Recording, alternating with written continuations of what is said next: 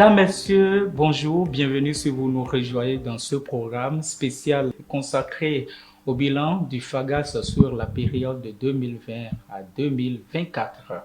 Le FAGAS, le Fonds africain de garantie et de coopération économique, est une organisation internationale financière panafricaine.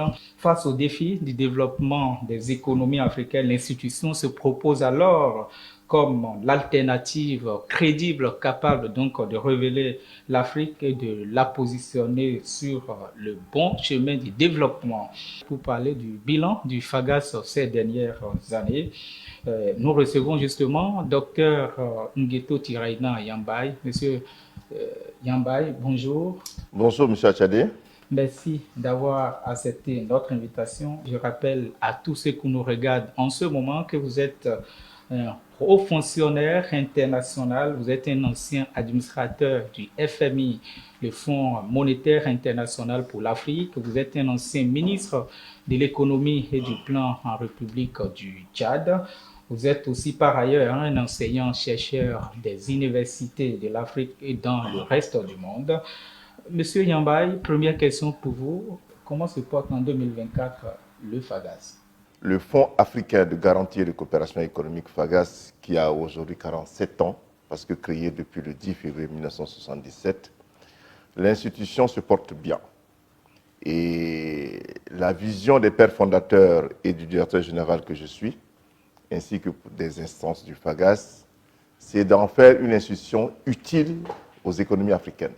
C'est-à-dire, en tant qu'institution multilatérale publique, le FAGAS contribue à l'accélération du développement de l'Afrique.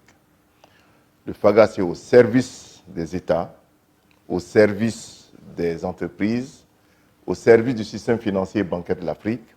Et aujourd'hui, au regard des résultats exceptionnels et probants, nous travaillons en toute complicité avec les banques et les marchés financiers et le FAGAS se porte très bien. J'ai envie de vous relancer sur cette question. On a eu l'écho sur les médias, les journaux, les télévisions et même certains médias sociaux que le FAGAS, le directeur général que vous êtes, M. Yambay, a été félicité publiquement lors du dernier conseil d'administration du Fonds africain de garantie et de coopération économique. Est-ce que cette félicitation, cette congratulation, pour emprunter, disons, ces concepts anglais, n'est pas le fruit, disons, de tout ce que vous décrivez comme étant la santé du Fonds africain de garantie et de coopération économique? Effectivement, le dernier conseil d'administration du FAGAS qui s'est tenu le 16 juillet 2024, donc le conseil a reconnu les performances et la bonne santé du FAGAS et a félicité son directeur général, son chef de l'exécutif, ainsi que tout le personnel qui l'accompagne. Nous travaillons dans un système de management participatif et la vision que nous avons élaborée en notre sein est soumise à l'adoption du Conseil des gouverneurs, c'est-à-dire que le plan stratégique 2021-2025 a été un plan stratégique très ambitieux, mais aujourd'hui, dans la mise en œuvre, nous avons dépassé de très loin les objectifs fixés. C'est-à-dire qu'aujourd'hui, le FAGAS réalise des résultats exceptionnels, positifs, travaille en très bonne complicité et en intelligence avec tout le système bancaire et financier, parce que nous travaillons dans la transparence et le credo du plan stratégique 2021-2025, c'est la rigueur, la responsabilité et la redevabilité, qui sont les indicateurs de bonne gouvernance. Et la gouvernance du FAGAS a été renforcée dans ce plan stratégique. Et le chef de l'exécutif que je suis a le devoir d'exécuter dans la rigueur ce plan stratégique-là. Et c'est pour ça que le conseil d'administration m'a félicité de cette performance, de la bonne santé et des bons résultats. Quelles sont les grandes réformes que l'équipe du docteur Tiraina Ngueto Yambay a mis en place? Comme j'ai eu à le dire par le passé, la vision et le plan stratégique 2021-2025 a été élaboré par le directeur général lui-même et son personnel. Nous n'avons pas fait appel à des cabinets extérieurs pour venir élaborer ce plan. C'est une première dans l'histoire du FAGAS parce qu'il faut qu'on ait confiance en nous-mêmes. J'ai en face des collaborateurs qui connaissent bien la maison, Pourquoi ne pas les utiliser pour pouvoir... Parce qu'ils connaissent mieux l'institution que quiconque. Alors, en élaborant le plan stratégique, le premier axe est le renforcement de la bonne gouvernance. Certainement parce que nous sommes une institution financière internationale, mais l'argent seul ne suffit pas. Pour fructifier l'argent et amener à restaurer la confiance sur les marchés, parce que le FAGAS est une certification de confiance, il faut qu'on mérite ce label de certification de confiance. Donc, quand la confiance est revenue avec les partenaires, les banques et les marchés financiers et les porteurs de projets, je pense que nous pouvons dérouler très facilement ce plan stratégique. Donc, la réforme était axée sur le renforcement de la gouvernance du FAGAS. Ensuite, le renforcement des capacités du personnel. Là, vous parlez des ressources humaines. Des ressources humaines, absolument, parce que, comme je disais, seul l'argent ne suffit pas. Il faudrait que les ressources humaines en charge de gérer le FAGAS soient on top. Parce que ne peut travailler au FAGAS qu'un expert au minimum ou un spécialiste. Là, c'est le critère de base que vous avez fixé. Absolument, parce que quand il faut amener le personnel à avoir confiance en lui. Moi, dans ma philosophie managériale, on peut transformer tout le monde. Les ressources humaines et le capital humain, c'est fondamental. Et quand les règles du jeu sont claires en termes de gouvernance, les responsabilités et les engagements des uns et des autres se font de façon claire. Mais il faudrait que le personnel soit compétent. Et ça, il faudrait que transformer l'institution, rajeunir l'institution pour que demain, la relève soit claire. Donc aujourd'hui, nous travaillons sur un programme spécial jeunes professionnels et nous avons créé l'Institut du FAGAS à cette fin-là. L'Institut du FAGAS qui est un centre d'excellence chargé de réfléchir, d'anticiper et de faire des recherches-actions pour permettre au FAGAS de mettre en place des nouveaux instruments financiers pour accompagner les États. Le monde change et entraîne tout dans son changement. Nous n'allons pas gouverner et gérer le FAGAS comme l'a fait depuis 1977. Non, le FAGAS a changé. Et au regard des mutations économiques, il y a un problème générationnel et intergénérationnel qu'on doit intégrer. Donc le développement de l'Afrique doit être transversal. On regarde tout en ce qui concerne les marchés financiers, les marchés des biens et des services, et également tout ce qui concerne le développement culturel. L'économie culturelle est là, et nous avons l'environnement également. Aujourd'hui, on parle de changement climatique, donc le FAGAS était réfléchi pour mettre en place des titres verts pour permettre aux États de contribuer à atténuer les changements climatiques aujourd'hui. Alors, à votre arrivée, vous avez déjà commencé par le dire vous-même, vous étiez parti sur une base bien claire, bien définie, sur le Benio Momentum, votre plan stratégique. Rappelez-nous quelles étaient au départ les grandes ambitions, les grandes prévisions que le directeur général et toute l'équipe du FAGAS avaient fixées. Je pense que c'est important, oui, vous avez raison, parce que quand on regarde dans les textes du FAGAS, l'esprit de fer fondateur du FAGAS, qui était le chef de l'État de l'OCAM en 1977, de vouloir mettre en place une institution crédible qui puisse accélérer le financement et le développement de l'Afrique. Parce que déjà, il y a 47 ans, les chefs de l'État africains se disent que le continent est potentiellement riche. Pourquoi nous n'arrivons pas à réaliser ce potentiel-là? Donc le FAGAS, comme instrument mis en place par les États, a pour mission de soutenir le financement et le développement de l'Afrique et de relever le continent africain au reste du monde. Et que les populations africaines puissent vivre dignement de leur travail et dans un environnement financier correct. Donc c'est la mission qu'on s'est donnée quand j'ai pris fonction. C'est-à-dire qu'il ne faut pas s'écarter de la vision de la philosophie de départ, c'est fondateur du FAGAS. Mais le défi qui s'imposait à nous, on ne pouvait plus gérer le FAGAS qu'on a géré il y a 40 ans. Les temps ont changé. Les temps ont changé. Vous êtes les nouvelles générations comme vous sont arrivées, donc il faut tenir compte de vos besoins, de vos ambitions. Et il y a une nouvelle génération de chefs d'État également qui s'est installée. Donc l'Afrique est en mutation et le FAGAS doit s'intégrer dans cette mutation-là. Et surtout encore d'anticiper. Parce qu'en tant qu'institution financière, la finance internationale, c'est de la prévision de l'anticipation rationnelle.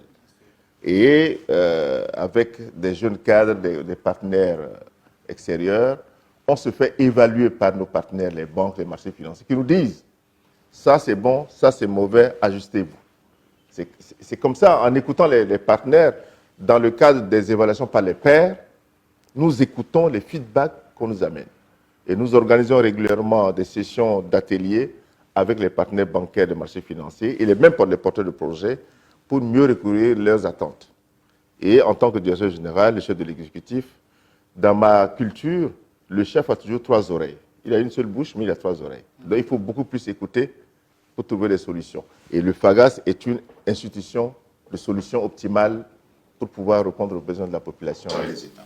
Après, disons, cette base que vous aviez posée dès votre prise de fonction, monsieur le directeur général, on a eu l'écho aussi dans la presse nationale et même internationale que le FAGAS, sous votre mandature, a su mettre en place un bureau indépendant d'évaluation qui est une première aussi.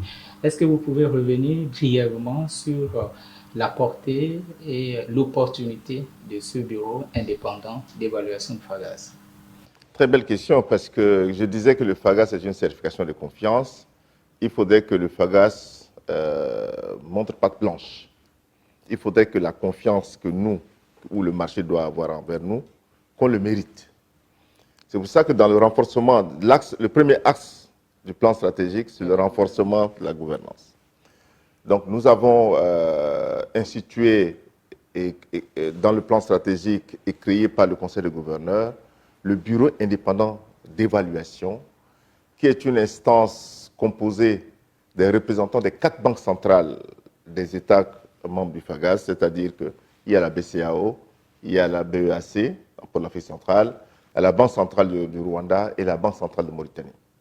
Donc ces 4 banques centrales ont désigné des représentants de haut niveau qui sont membres de ce Bureau indépendant d'évaluation, qui évaluent le FAGAS régulièrement. À tout moment, le Bureau indépendant d'évaluation vient regarder à la direction générale, dans les services, au conseil d'administration et au conseil du gouverneur. C'est pour nous permettre de nous remettre en cause régulièrement. Et je disais que le credo des 3 R, la théorie des 3 R, c'est rigueur, responsabilité et redevabilité. Donc chaque partie prenante du FAGAS doit rendre compte. Ou on devait rendre compte, parce que quand même c'est l'argent public, hein. Et nous n'avons pas droit à l'erreur. Moi, j'ai eu plus de 30 ans d'expérience aujourd'hui. Je pense que c'est ce que j'ai appliqué partout où je passe. Parce qu'il faut être crédible. Et la réputation et la crédibilité de l'institution en dépend de l'image de son chef. Et surtout quand on vous connaît comme un ancien administrateur du Fonds monétaire international, la reddition de comptes que vous avez ramené ici ne doit pas étonner. Bon, en fait, c'est ce qui se passe au pays de siège, le Bénin. Je crois que le Bénin le fait très bien parce que là, vraiment, j'ai une très bonne admiration pour ce qui se passe ici au Bénin et dans les autres pays membres du FAGAS comme le Rwanda et ainsi de suite. Il faudrait que la nouvelle génération des décideurs africains amène à renforcer la bonne gouvernance et que tout le monde soit redevable. Et je crois que c'est la clé. Et pour nous qui sommes jaloux du continent, parce que jaloux que le continent doit bien se porter. Donc, accompagner le continent dans son développement, c'est de réfléchir. Parce que normalement, la réflexion doit précéder l'action. On ne peut pas agir avant de réfléchir, mais nous devons réfléchir avant de décider et avant d'agir. Donc, c'est ça la philosophie qui gouverne le FAGAS aujourd'hui, pour nous permettre à nous de laisser un héritage positif aux générations futures. Vous dites que je suis chercheur universitaire, oui, mais même dans la pratique professionnelle, nous devons laisser un héritage positif à ceux qui gouverneront le FAGAS demain. Vous voyez? Parce qu'en fait, ici, on a des mandats. Moi, j'ai fini mon premier mandat, donc vous parlez de bilan, c'est mon premier mandat, 4 ans, le mandat est fini, c'est terminé le 30 juin 2024. Mais demain, il faudrait qu'une nouvelle génération des jeunes cadres africains puissent prendre la relève et faire mieux que moi. C'est ça ma philosophie. Ceux qui viendront après moi doivent faire mieux que moi. Alors justement, parlant donc du bilan, on va parler maintenant de la mise en œuvre de ce plan stratégique 2020-2025 que vous avez sur lequel vous avez travaillé vous avez obtenu justement des résultats. Mais avant de parler des résultats, de façon globale, à combien estimez-vous, disons, l'exécution de ce New Momentum, le nouveau plan stratégique du FAGAS? L'évaluation est annuelle, hein, donc il y a le comité de gouvernance qui essaie de faire cette évaluation, soumis au conseil d'administration, au conseil de gouverneurs. Et chaque année, nous avons dépassé les prévisions annuelles. Je pense que, comme je le disais, nous avons dépassé à plus de 300% les objectifs que nous avons fixés. Wow. Nous avons revu même les objectifs parce que, et c'est vrai, la personnalité du chef de l'exécutif est aussi partie prenante parce que je me dis que, en prenant fonction, je me dis que le potentiel du FAGAS n'a pas été suffisamment utilisé. Donc, le potentiel est énorme, mais il faut le professionnalisme, l'expertise et la vision. C'est pour ça que, en tenant compte de mes expertises, mes expériences passées, nous avons voulu, avec mes collaborateurs, mettre la barre haute. Mais on s'est rendu compte que cette barre n'est pas aussi haute que ça parce qu'on l'a dépassée à 300%. Donc nous pensons, dans le prochain plan stratégique qui sera mis en place de 2025 à 2029, donc sera encore plus ambitieux parce que aujourd'hui, comme la confiance est revenue, travailler dans la rigueur, nous avons besoin de soutien des États pour pouvoir mieux accompagner les économies africaines et le secteur privé. Surtout que l'État ne peut pas tout employer. Le secteur privé a besoin du FAGAS avec les banques pour pouvoir améliorer le développement économique des États africains. D'accord. Monsieur le directeur général du FAGAS, ces réalisations ont certainement engrangé, disons, des résultats, mais aussi des impacts concrets qu'on peut toucher demain. Parlez-nous un peu de ces résultats que vous avez obtenus en termes de chiffres, en termes de bilan sur, disons, la mandature Yambaye, s'il faut l'appeler comme ça. C'est en fait le niveau des activités quadruplé, si vous voulez. Parce qu'en fait, avec l'accompagnement des garanties du FAGAS, le FAGAS a mis en place également des nouveaux instruments financiers. Donc, il n'y a pas que la garantie. Il y a le renforcement des capacités des acteurs. Il y a la mobilisation de ressources qui nous ont permis à accroître l'activité du FAGAS. Aujourd'hui, la demande est très forte. De la part des États ou des entreprises? Des États et des entreprises. En fait, nous faisons également des conseils. Parce qu'en fait, l'expertise aussi se vend. Donc, nous accompagnons les États, le secteur privé, les chambres de commerce, les chambres d'agriculture, avec lesquels on a signé des partenariats. Mémorandum. Nous avons également des partenaires internationaux. Aujourd'hui, le FAGAS entre dans la notation internationale, comme une institution financière internationale. Et nous avons des partenaires, que ce soit en Europe, aux États-Unis, en Asie et même en Afrique, pour pouvoir relever les performances à travers les notations. Aujourd'hui, le FAGAS est noté AA au niveau international. Donc, ce qui n'était pas le cas avant. Donc, c'est un résultat très, très, très positif. Nous nous faisons réassurer au niveau international par des institutions notées AAA+ sur le marché international. Ce qui nous permet d'avancer.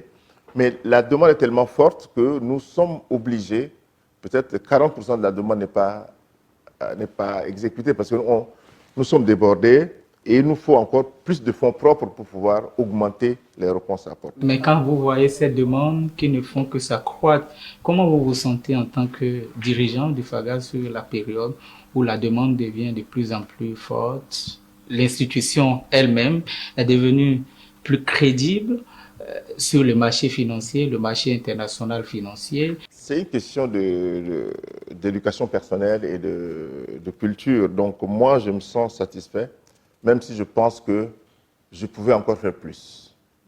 En fait, honnêtement, ce que nous avons réalisé avec mes collaborateurs, nous pouvons encore faire 4 fois plus si nous avons suffisamment de fonds propres. Mais vous êtes ambitieux. Ah oui, je pense que c'est faisable. Non, parce que je dis, mais personne n'y croyait. Parce qu'au début, même les instances pensaient que le plan stratégique était très ambitieux et qu'on ne pourrait pas réaliser. Et ça, je vous dis sincèrement. Puis bon, moi, je suis venu avec un autre regard, parce que la chance que j'ai j'ai beaucoup d'expérience. J'ai travaillé partout et en prenant fonction, je suis le 7e directeur général du FAGAS, mais j'étais à mon 8e job. Donc, je me donne la liberté de rester ou de partir quand je veux. Donc, j'ai tâtonné au niveau international avec plus de 22 ans d'expérience au niveau international. Je pense que ça forme. Ce n'est pas seulement les universités qui forment, mais l'expérience professionnelle est un asset, un actif. Donc, il y a des conditions préalables ou les conditions nécessaires et suffisantes pour que le FAGAS... Parce que le FAGAS est une institution panafricaine, internationale et panafricaine. Nous devons couvrir encore d'autres États. Nous avons aujourd'hui 14 États, mais nous devons aller plus loin. Avant de revenir sur le volet coopération, parce qu'on vous a vu aussi signer beaucoup d'accords, beaucoup de mémorandums d'entente avec les États, les privés, mais aussi même parfois avec des organisations internationales de l'Afrique. J'ai envie de revenir encore un tant soit peu sur, disons, les impacts, les résultats sur, par exemple, disons, les crédits, les montants de crédits que vous avez pu faire avancer, mais aussi, par exemple, sur le capital du FAGAS, on en parle très peu, qui a été revu, qui a été augmenté. Oui, intéressant parce que quand je prenais fonction comme chef de l'exécutif du FAGAS, le capital était à 350 milliards de francs CFA. Aujourd'hui, le capital, grâce à l'accord des instances, on a porté à 500 milliards. On a porté à 500 milliards en perspective également des adhésions d'autres États. Et vous savez que depuis la création du FAGAS, un tiers du capital est destiné aux institutions non étatiques. Ça, on n'en parle pas beaucoup, mais c'est dans les textes, dans la Convention portant statut, normalement, les privés peuvent être actionnaires au FAGAS. Donc, cette démarche qui n'a jamais été entreprise, moi, je suis en train de le mettre en œuvre pour que des institutions non étatiques adhèrent. Les accords de coopération que nous menons, c'est aussi d'abord de faire connaître mieux l'institution au niveau mondial. Parce qu'en fait, j'ai des amis béninois qui ne connaissaient pas le FAGAS, même si l'institution est au Bénin. Donc, il faut communiquer suffisamment pour que les gens connaissent d'abord l'institution avant de faire confiance à l'institution. Et c'est la rigueur et le sérieux dans notre travail, parce que je disais à mes collaborateurs qu'un enfant ne travaille pas au FAGAS. Donc, c'est tous des adultes. Je ne veux pas faire la police derrière vous, mais chacun doit être redevable, responsable pour pouvoir délivrer les résultats. Gestion par objectif. Donc, aujourd'hui, le niveau des activités a augmenté et le FAGAS est au service des économies et des États et non l'inverse. Donc, c'est cette philosophie de développer des coopérations. Nous avons aujourd'hui, un petit bureau à Paris à travers des partenaires en France avec lesquels on travaille et qui ont accepté d'être notre représentant en Europe. Nous avons essayé de mettre ici en cours des bureaux d'information et de liaison dans chaque État membre. On peut même en mettre 2. Et nous sommes en train de développer avec les partenaires des campus de métiers, c'est-à-dire des jeunes diplômés des universités et des grandes écoles qui sortent. Certains n'ont pas de métier. Notre rôle pour booster le financement, ce n'est pas seulement avec l'argent, mais avec le savoir-faire. Donc, aujourd'hui, Achadé est un grand journaliste reconnu au Bénin et au niveau international, mais vous pouvez aussi décider d'être un chef d'entreprise dans la communication ou même un grand fermier reconnu. Donc, nous travaillons avec les États, le secteur privé pour créer des campus de métiers dans chaque État membre au service de la jeunesse et des femmes. Quand on regarde le bilan que vous dressez, on a comme impression qu'il y a une complicité entre vous, la direction générale, le conseil des gouverneurs, mais aussi le conseil d'administration. Comment vous travaillez avec les autres instances pour que tout se passe ainsi bien? Pour pouvoir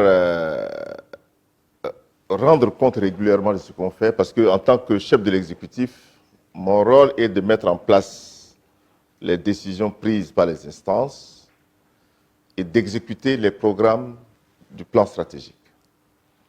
Alors, il faut travailler en bonne intelligence avec son personnel et dans la transparence avec les institutions, avec les instances. C'est-à-dire qu'il faut toujours monter patte blanche. Moi, je travaille de manière rigoureuse, mais dans la transparence. Je pense que ma satisfaction, c'est les résultats. Et ma satisfaction également, et la plus grande, c'est de servir l'Afrique. Donc, partout où je passe, c'est dans la même dynamique que je fais. Donc, il faut rendre compte régulièrement. On ne se ment pas soi-même. Ça, c'est une philosophie dans ma culture. On ne se ment pas soi-même. Donc, toutes les parties prenantes ont l'obligation de soutenir l'institution. On ne vient pas au FAGAS pour travailler contre son institution. Voilà. Donc, c'est ça ma philosophie. Et je rends compte régulièrement de façon transparente aux instances, que ce soit au conseil d'administration ou au conseil des gouverneurs. Il faut toujours dire la vérité. On ne se ment pas soi-même. C'est ça ma philosophie. Nous tendons vers les dernières minutes de cet entretien consacré au bilan du FAGAS. Monsieur le directeur général, une question, je sais que ça va vous déranger parce que vous n'aimez pas souvent parler de vous-même. On a vu, monsieur le directeur général, on vous a vu être distingué par plusieurs organisations de l'Afrique et même à l'international. La dernière distinction en date, je crois, fin 2023, avec le prix, le meilleur prix de la bonne gouvernance de l'Afrique. Comment avez-vous fait pour parvenir à être aussi reconnu, vous, en tant que directeur général, mais aussi toute l'institution, le FAGAS, qui est de plus en plus connue et qu'on appelle un peu partout pour se faire distinguer? Merci, excellente question, parce que en fait, chez moi, dans mon pays, dans ma tradition, on dit que le danseur qui est au milieu de la scène ne sait pas la perspective que les spectateurs en disent. Donc, moi, j'ai la tête sur le guidon. Mon objectif, c'est de conduire le FAGAS à bon port et accompagner le financement des économies africaines de façon accélérée. Donc, la perception que les uns et les autres ont de moi, quelquefois, je ne le sens pas. Je vois venir quelquefois de façon un peu par surprise. Et c'est vrai qu'en 2023, j'ai été distingué une dizaine de fois en 2023 autour de la problématique de champion de bonne gouvernance et de meilleur manager des institutions financières africaines. Donc, il y en a plusieurs. Mais généralement, c'est mes services qui reçoivent les courriers ou les propositions. Mais il y en a donc, je ne suis pas disponible. Je n'ai pas tout pris parce que je ne pouvais pas être tout à la fois. C'est une reconnaissance. C'est une reconnaissance comme le conseil des gouverneurs et le conseil d'administration reconnaissent en moi le travail que je suis en train de faire. Mais c'est également une reconnaissance des institutions partenaires, et beaucoup sont des institutions partenaires ou des journalistes comme vous. Parce que dans ces distinctions, il y a des ONG, il y a des institutions comme en Italie, et il y a aussi la presse. La presse est plus informée que moi-même de ce que je fais. Donc, et en décembre à Dakar, j'ai été primé l'Africain de l'année et champion de la bonne gouvernance par Africom Media, qui est un groupe de presse. Donc, aussi par des institutions de marché financiers qui reconnaissent le travail que je suis en train d'abattre. Mais en fait, je me dis que moi, je suis un leader en fin de carrière. C'est-à-dire que je ne suis pas un jeune comme vous. Ce que je fais, c'est que j'ai beaucoup d'expérience, je peux encore en faire davantage.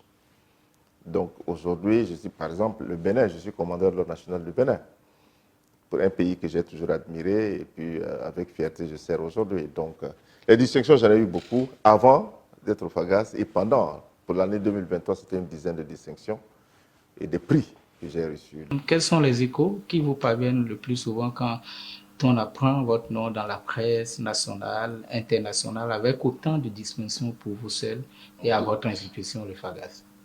Vous savez, aujourd'hui, avec les réseaux sociaux, le monde est devenu un village planétaire. Donc, les informations vont de partout. Et effectivement, je reçois des feedbacks. Et j'ai des amis aux États-Unis qui me disent que quand je prenais fonction, M. Yamba était plus connu que le FAGAS. Je ne savais pas. Donc, bon, toujours les réseaux sociaux parce qu'il faut y aller les statistiques. Donc, voilà.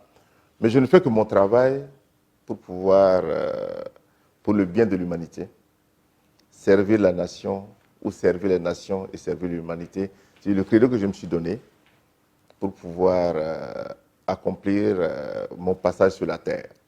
Je n'ai pas d'autres ambitions, donc je pense que je peux mourir tranquille pour avoir réalisé mon rêve pour le FAGAS. Et puis demain, continuer à encadrer les jeunes, parce qu'il ne faut pas s'éterniser à une fonction trop longtemps. Moi, j'ai horreur du mimétisme et j'ai horreur de la redondance. Je me verrai bien demain grand fermier au nord du Bénin ou chez moi à Porto. Donc certainement au Tchad, mais demain on se verra comme un grand fermier. Et ça, j'aime la nature. Une toute dernière question pour vous, pour conclure cet entretien, Monsieur Yambaye. Comment entrevoyez-vous l'avenir du Fonds africain de garantie et de coopération économique? Les perspectives, le FAGAS de demain, comment vous regardez ça? Excellente question, parce qu'en fait, comme le FAGAS se porte bien aujourd'hui, les perspectives que je suis en train d'entrevoir seront meilleures encore, parce qu'aujourd'hui, nous avons 7 États qui veulent adhérer au FAGAS, donc des pays anglophones, hein, parce que, bon, on est resté entre nous francophones pendant longtemps, donc ils vont adhérer au FAGAS, et des institutions internationales également. Donc, c'est l'objet des prochaines discussions du Conseil des gouverneurs par rapport à l'adhésion de ces 7 pays qui veulent adhérer au FAGAS, ainsi que 3 institutions internationales également, non étatiques, qui doivent être partie prenante de ce que nous faisons. Le problème, c'est quoi? Les pays font la demande d'adhésion parce que ces pays ont confiance à l'institution que je dirige. Ils ont peut-être appris la bonne nouvelle, les derniers résultats, exact. La nouvelle dynamique. Exactement, exactement. Donc, c'est surtout ça. Parce que la gouvernance et la confiance, ce n'est pas l'argent. Le FAGAS peut avoir tous les milliards du monde, mais si le FAGAS n'est pas bien géré, pas bien gouverné, personne ne va venir chercher le FAGAS. Et les banques, les marchés financiers sont très, très, très exigeants. Ils veulent une institution qui puisse les aider à régler leurs problèmes également avec les régulateurs et pouvoir répondre aux besoins de la clientèle et en matière de financement et de développement. Les banques africaines sont aussi en mutation. Parce qu'aujourd'hui, vous savez que le banking en Afrique est piloté par les Africains. Ce n'était pas le cas il y a 20 ans. Donc, aujourd'hui, les Africains sont aux commandes et le FAGAS veut vraiment être une institution internationale. Et nous travaillons aujourd'hui à la fois en anglais et en français. C'est dans les 2 langues. Parce qu'aujourd'hui, toute institution internationale utilise l'anglais. Nous ne pouvons pas embrasser toutes les langues des États, mais un effort a été fait. Nous avons instauré, depuis que je suis là, l'anglais comme langue de travail autant que le français. Donc, tout le personnel suit des cours intensifs en anglais pour que le FAGAS, à tout moment, n'importe quel directeur ou chef de division peut représenter le FAGAS sans complexe et discuter avec les partenaires anglo-saxons. Docteur Ngueto Yambaye, vous êtes le directeur général du Fonds africain de garantie et de coopération économique. Vous êtes un ancien administrateur du Fonds monétaire international, FMI. Vous êtes un ancien ministre au Tchad. Vous êtes aussi, par ailleurs, un enseignant-chercheur des universités. Ce fut un plaisir pour nous de vous avoir reçu pour cet entretien bilan du FAGAS sur la période, je le précise, 2020 à 2024. Mesdames, Messieurs, c'est la fin de cet entretien spécial consacré au bilan du Fonds africain de garantie et de coopération économique, le FAGAS. Merci de votre fidélité. À très bientôt.